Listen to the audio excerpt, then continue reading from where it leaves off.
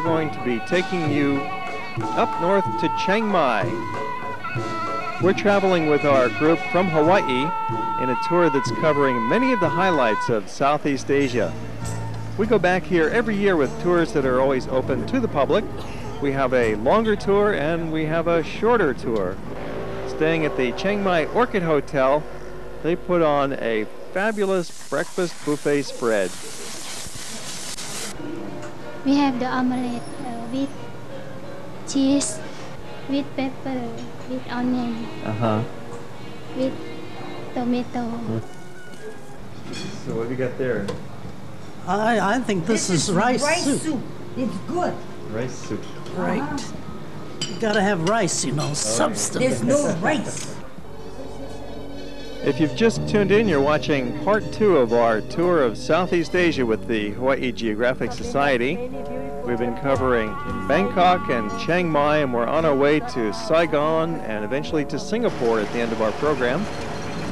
These little red pickup trucks are the main public transportation in Chiang Mai. They're very convenient. They're just cruising the streets all the time. You flag him down, and if he's heading in your general direction, he'll give you a ride for about 15 cents. In this case, we're just going a few minutes from the hotel to the heart of the old town. Let me tell you about this beautiful place. This is Dennis Callan for Hawaii Geographic Society's World Traveler, taking you to Chiang Mai. We're visiting Chiang Mai in northern Thailand, and one of the interesting ways to see the city is take a stroll in the early morning through the residential districts. It's quiet and peaceful here in the old town. There is some morning traffic, but most people seem to sleep late.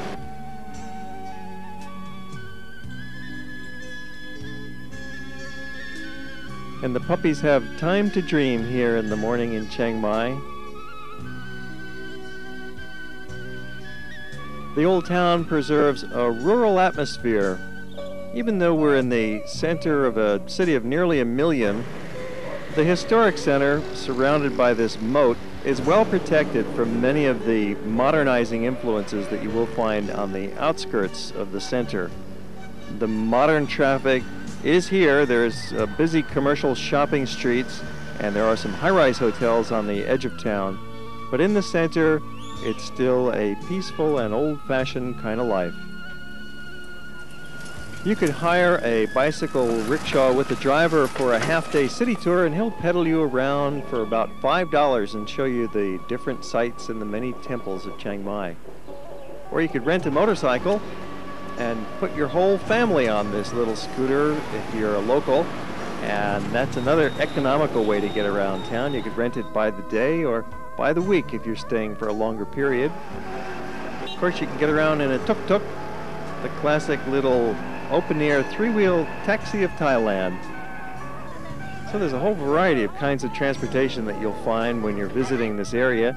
And in this case, we're even in the back of a rather bumpy pickup truck on a dirt road heading up to a remote mountain village. We bounced along for about a mile because we wanted to get up to look at this beautiful native traditional village of the Hmong tribe. These are some of the hill tribes of Thailand, and this is one of the things that Chiang Mai is most famous for. It's the gateway to the hill tribe country. Such beautiful people. And friendly. They're very happy to see tourists up here. They're still farmers, but they very much thrive on the tourist trade, living in their traditional huts, thatch roofs or more modern tin roofs. The young kids learn their responsibilities at an early age here. One of the products they grow are poppies for the opium trade. It's not legal, but it happens way out in the bush. Let's go inside one of these houses and have a look around. It's not very fancy, but they call it home. It's got a dirt floor, and the closets are just pegs on the wall to hang stuff and put stuff in sacks on the floor. And here's the kitchen. I'm sure they can prepare some delicious meals in this rather humble-looking kitchen. They've got their garden right outside, fresh produce right at their doorstep. Among other things, you can find gemstones for sale here. They're close to the border with Burma, and goods are smuggled across. We're in the Golden Triangle section of Thailand. All sorts of things are possible up here. It's quite an adventure stepping back in a time warp into a previous century, it looks like. Hello. Have a look. Just looking. What's that? Banana. Banana? Fried banana. Although we live in the modern world, the ancient ways of doing things can still be seen. But you have to go there to find it, and sometimes it takes a little bouncing to get off the road and off the beaten track. Or you might ride in style. In this case, we're riding up one of the most important hills in Chiang Mai, for at the top is a major temple complex of Wat Pratat. And it is one of the most splendid temples that you'll find. Gold Buddhas, gold statues, beautiful Thai architecture, and a very lively and important religious complex of buildings. It's a form of Asian Rococo with all of this incredible gilt work. Ring the bells for good luck.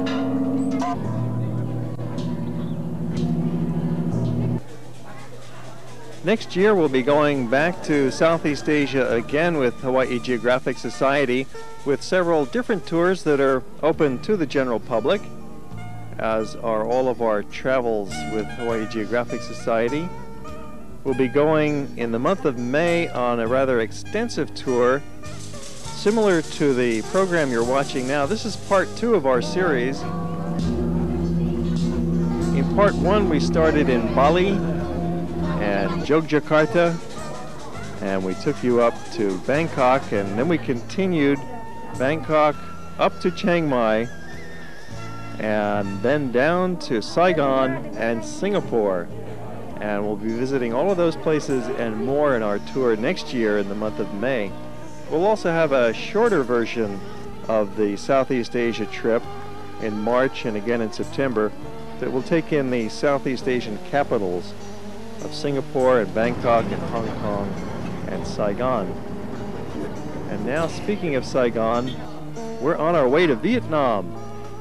Considering our past history, it seems a little odd at first to be flying on Vietnam Airlines into Saigon, but you soon get used to the idea and realize that, of course, things have changed. You've got to have your visa, though.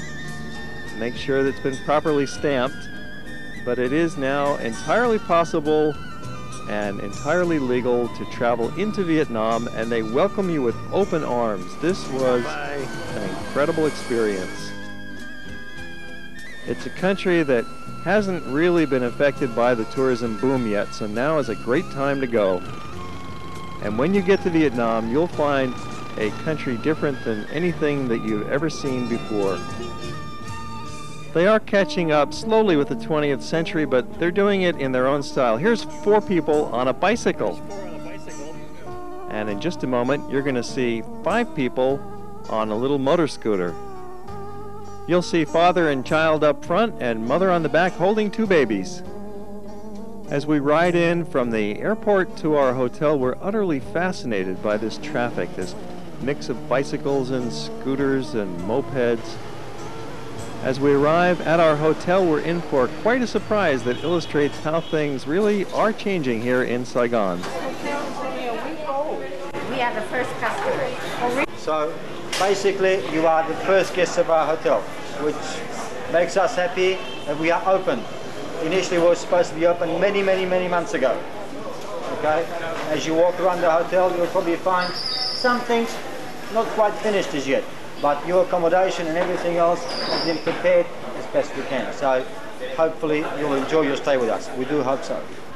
Hotel only open today. Today? Only today. Only today. But you are the first official guests of the hotel, which makes us very proud. The first guest of the hotel. Hey, champagne for everybody. Come on. This is once in a lifetime. This is wonderful. We are very happy. We are very happy too. Yes. First kiss. It's not just the newest hotel you could hope to stay at, it's the friendliest. In a nation of friendly people, the hotel staff was incredible. And our city guide tells us that the nation itself is friends with America. So, my people in my country means the Vietnamese people always considers all of you or the people in your country as the best friends. This area belongs to Chinatown. The Central Market is the most interesting and important place in town. They sell all kinds of foods. Here's 40 different kinds of rice available. There's fresh produce, there's clothing, there's canned goods. There's a real lively atmosphere here. This is the heart and soul of the city. Piles of shrimp. There's meats and fish, and there's the cone hats you can buy. People are real friendly here, and some of them speak a little bit of English, although you definitely realize this is not a market for tourists. This is for local people. The Long Beans, this is where they come to buy their supplies, perhaps every day. After all, many people don't have refrigerators, so they'll come and shop every day for their fresh foods. And it's one of the liveliest spots in town. All kinds of things go on right in the street. There's not hardly any cars at all, but you'll find a wide variety of other kinds of transportation. The ever-present bicycles and rickshaws, and you can pick up your plate lunch right on the sidewalk. A delicious bowl of fresh vegetable soup will only cost you 20 cents. Prices are very cheap here in Saigon. The people don't have a lot of money, but they've got food and they've got a rapidly growing standard of living. The rate of growth in Vietnam is about 8% a year, which shows signs of a very healthy economy. And it's definitely a free market capitalist society with very little government control, which is quite ironic. And we get in the swing of things. Our Hawaii travelers are going by the bicycle rickshaw, they call them cyclos, for a spin around town. The economy of Vietnam has been loosened up by the policy of Doi Moi, which is the official government approach to letting people do their own thing. So you have all these bustling shop fronts which didn't exist just a few years ago. They've sprung up overnight. This town is changing rapidly, and yet it still has one foot firmly planted in the past, as you can see from the way they get around. It's time for us to get around too, but before we leave, we enjoy a traditional dinner.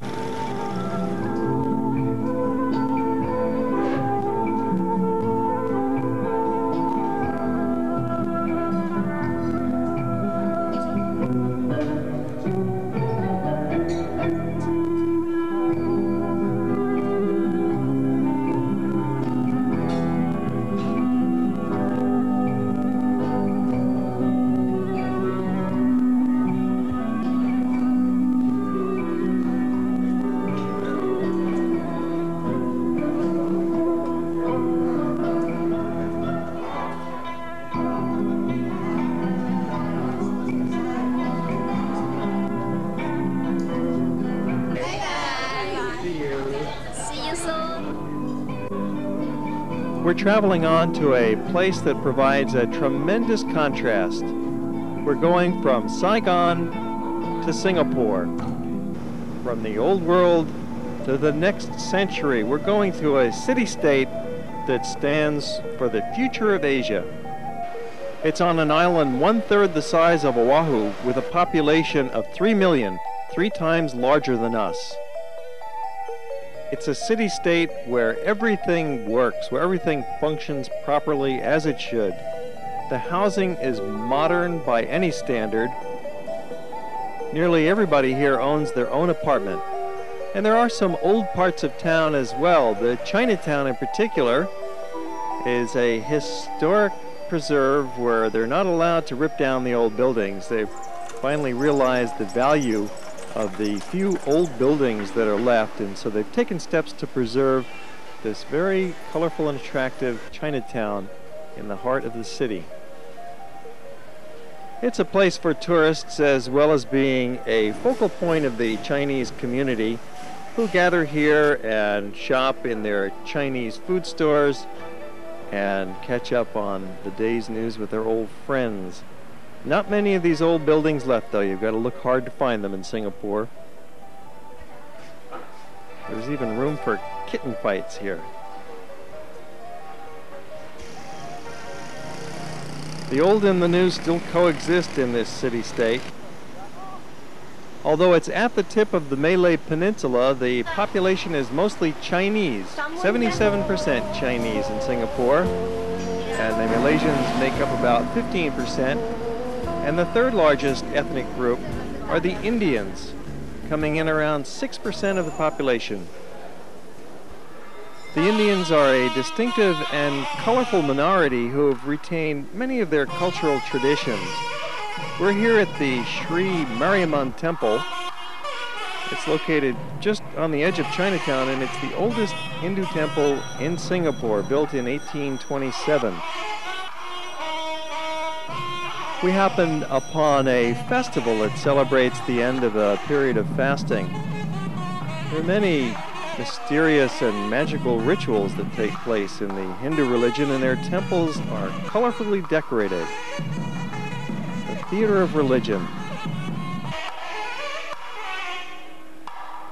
There's art on the ceiling, and in particular, in the front of the temple, there is a superb collection of colorfully painted Hindu figures that gaze out from a tall tower called the Gopuram. This temple was built in the southern Indian Dravidian style, traditional Hindu. From the ancient to the most modern of cities, Singapore is the heartbeat of the financial center of Asia. It's a country that means business. It's heavily involved in shipbuilding and oil refining, banking, electronic manufacturing, retail, tourism, of course. And yet they still have room for barefoot rickshaw drivers. It's this mix of old and new, of Eastern and Western, that's part of this very alluring charm of Singapore. And it's a great city for shopping, although things are quite expensive here. You have to bring a whole bucket full of money to buy anything. It's nice to look at these modern malls, though, all clustered along Orchid Street. Center Point is one of their biggest malls. Orchard Street is a most unusual shopping road because instead of large department stores or small boutiques lining the road, there's a series of these giant indoor malls, one after the next. There's several dozen of these air-conditioned, ultra-modern places to spend your money. Modern temples to consumerism. Our friend Sabatini from Rome even has a restaurant here. There's a wide variety of eateries, of course, in all price ranges, from the extravagantly expensive to the downright affordable. And here's a food tip if you'd like to eat well and save some money. Go downstairs to the Emerald Court. This is a food court that's right on Orchard Street, and downstairs you can find a delicious lunch. They'll pile the food on high for $8 or less. You have a variety of Malaysian or Indian or Chinese or Western or vegetarian or snacks or a complete meal. Anything you like, you'll find it down here at the Emerald Court. Fortified, you can head out and conquer several more shopping malls. They're all quite modern and lots of fun. Another very modern element of Singapore is the new subway system. It's air-conditioned and smooth and very quiet and comfortable. One of the most famous parts of Singapore is Raffles Hotel. It's just reopened after a 2-year renovation, and it is looking sparkling. Looks like it's a brand new hotel, even though it's more than 100 years old. It's one of the greatest hotels in the world, and one of the most important institutions in Singapore. And it comes as no surprise that they too have a shopping mall with nearly 100 stores that can sell you anything you want. You might go to the Long Bar for a Singapore sling, and then upstairs to the second floor for a free museum, the Raffles Museum, that has a lot of memorabilia from the old days, from the last century in Singapore.